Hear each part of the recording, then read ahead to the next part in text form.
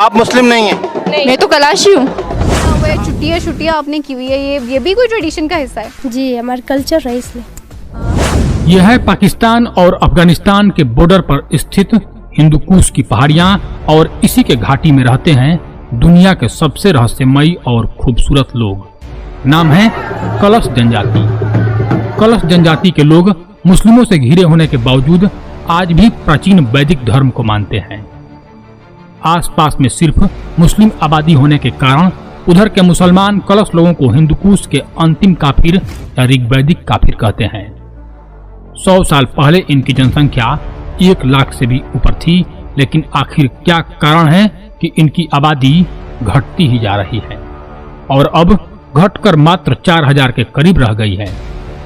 आप इस वीडियो में देखिए कि कैसे एक कलश जनजाति की लड़की मजाक मजाक में बहुत गहरी सच्चाई बोल देती है। पहले तो हमारी तादाद बहुत ज्यादा थी, हम लोगों ने तो पूरे चित्राल में भी 3000 साल हुकूमत की, पर मुसलमानों ने आके बाद में आके जब वो इस्लाम आई तो जब वो आए तो हम लोगों को मार मार के हम लोग को खत्म कर दिया। ये सच है, ये हिस्ट्री बताती है।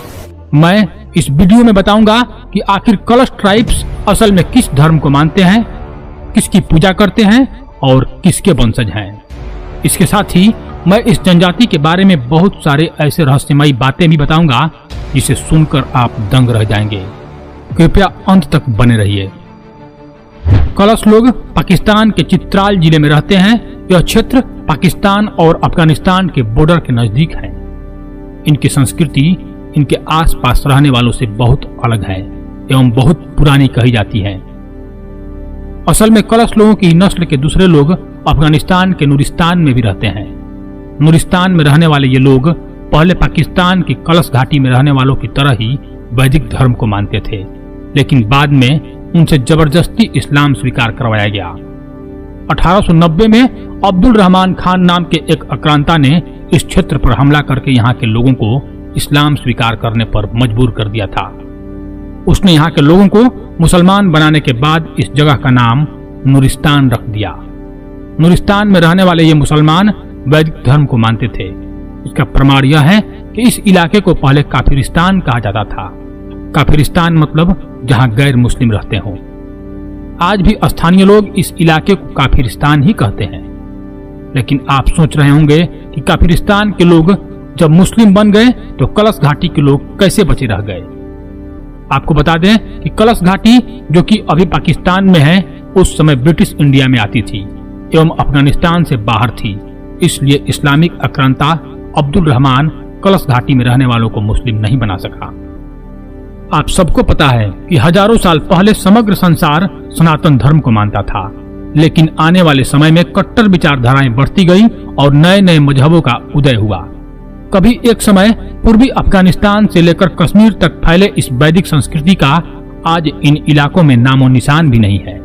कश्मीरी पंडितों का पलायन तो अभी हाल का विषय है। जितने भी सनातनी थे बलपूर्वक मुसलमान बना दिए गए, लेकिन कलश घाटी में रहने वाले लोग आज भी शुद्ध हैं। शुद्ध इसलिए क्योंकि हिंदू कुश की घाटियों में पहुंचना बहुत दुर्गम था। यही कारण है कि हाल के दिनों में भी वहां वैदिक धर्म बचा रह गया।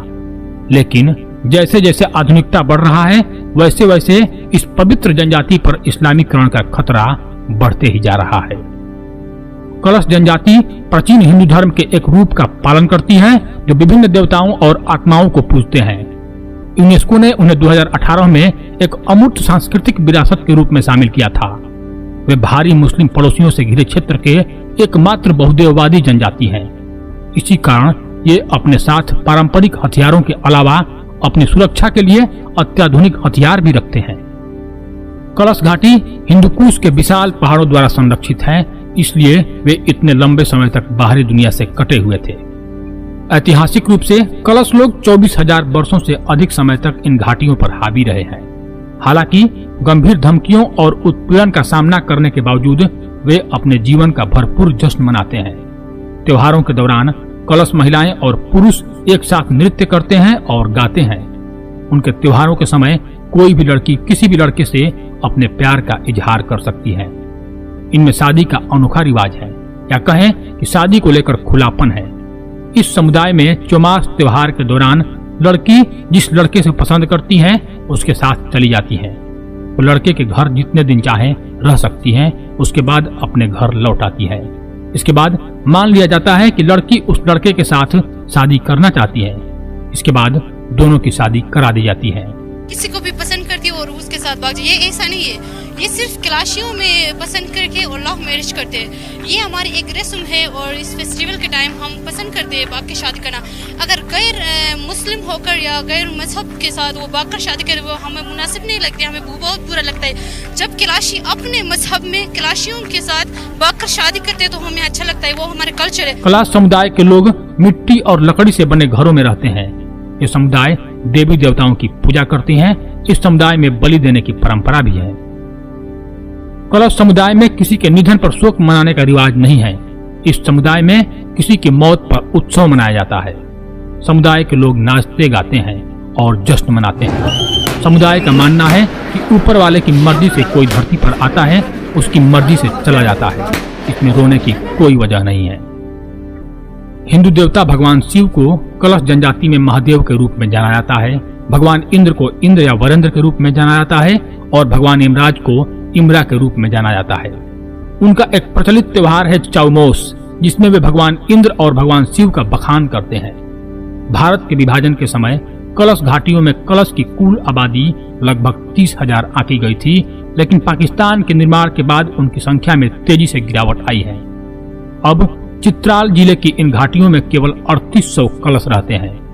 अधिकांश कलश बहुत करीब हैं, क्योंकि वे ज्यादातर कृषि, पशुपालन और घाटियों की उपज पर निर्भर हैं। शहरों के लोग अक्सर इस्लाम अपनाने के लिए सहमत होने पर उन्हें रोजगार देने का लालच देते हैं।